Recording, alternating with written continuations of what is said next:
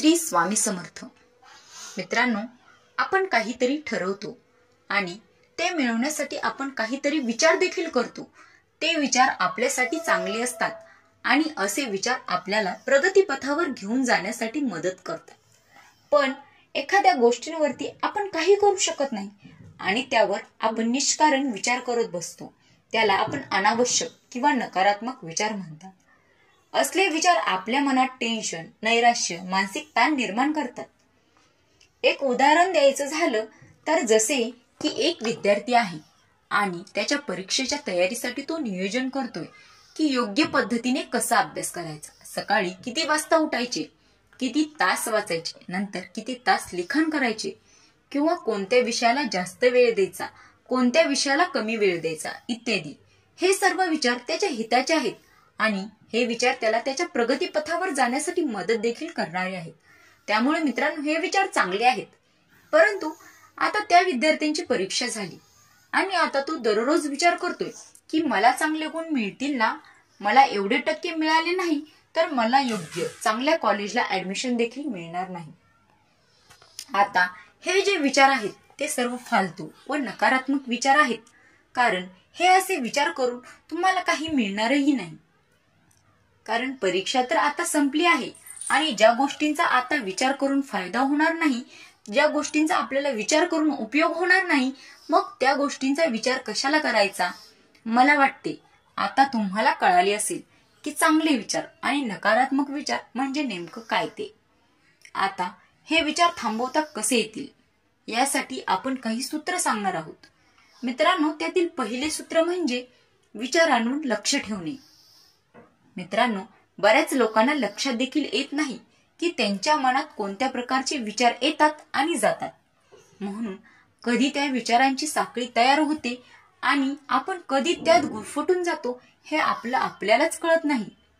उदाहरण द्यायचं झालं तर आपल्या फेसबुकवरील आपल्या खास मित्राने आपला फोटो लाईक केलेला नसतो आणि मग आपले विचार चालू होतात की अरे, यांनी माझा फोटोही लाईक केला नाही आणि माझ्या व्हॉट्सअप मेसेजला रिप्लाय देखील दिला नाही. अरे, मी तर याचे सर्व फोटो लाईक करतो आणि मी तर सर्व मेसेजला रिप्लाय देखील देतो. त्यानंतर आपण दुसरी पोस्ट पाहतो, त्यामध्ये आपला दुसरा मित्र सिनेमा पाहायला गेलेला असतो. आपण परत विचार करायला चालू होतो. परत तुम्ही विचार करता, मला त्याने बोलवले देखील नाही, माझ्याच बाबतीत असे का घडते.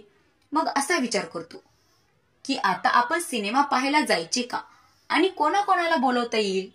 आणि मग बऱ्याच वेळानंतर आपण भानावर येतो की बराच वेळ निघून गेलेला आहे आणि आपण आपल्या विचारांवरती लक्ष द्यायला पाहिजे. तसेच मित्रांनो, आपल्या सूत्रांमधील दुसरे सूत्र ते म्हणजे स्वीकार करणे. बऱ्याच वेळी गोष्ट आपल्या मनाविरुद्ध घडतात आणि मग आपण सारखीच त्याच गोष्टींबद्दल विचार करत बसतो.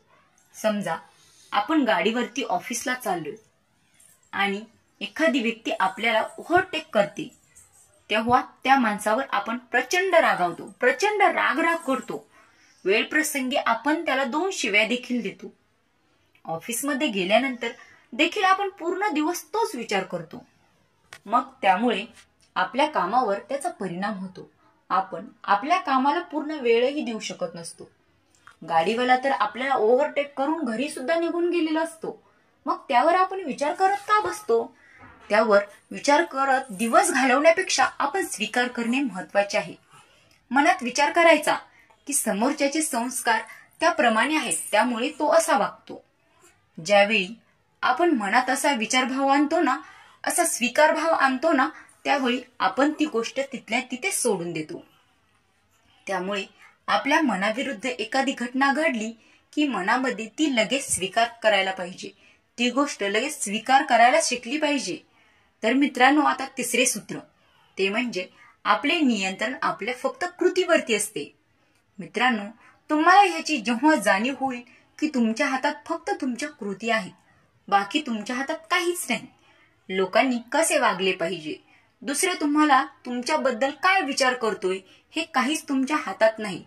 तुमच्या कृतीमुळे तुम्ही या गोष्टी बदलू शकता.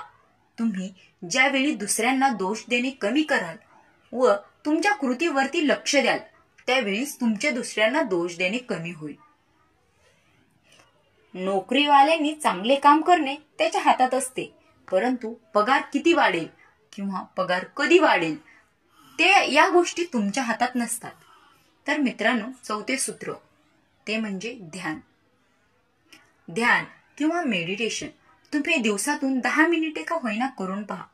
कसे असते, जोपर्यंत आपण एखादी गोष्ट करणार नाही तोपर्यंत आपल्याला त्याचा परिणाम भेटणार नाही. तुम्ही फक्त करून पहा, तुम्हाला फरक नक्की जाणवेल. तुमच्या विचारांची संख्या झपाट्याने कमी होईल. मित्रांनो, ध्यान केल्यानंतर तुमच्या मनात येणारे निगेटिव्ह विचार, नकारात्मक विचार गायब होतील. तर मित्रांनो, हे 4 सूत्र नक्की आत्मसात करा. तुमच्या मनातील फालतू नकारात्मक विचार गायब होतील.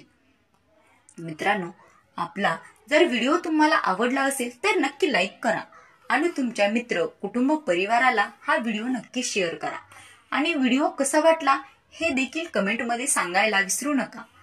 आणि असल्याच नवनवीन व्हिडिओसाठी आपल्या बिंदास्त मराठी चॅनलला सबस्क्राईब करायला विसरू नका.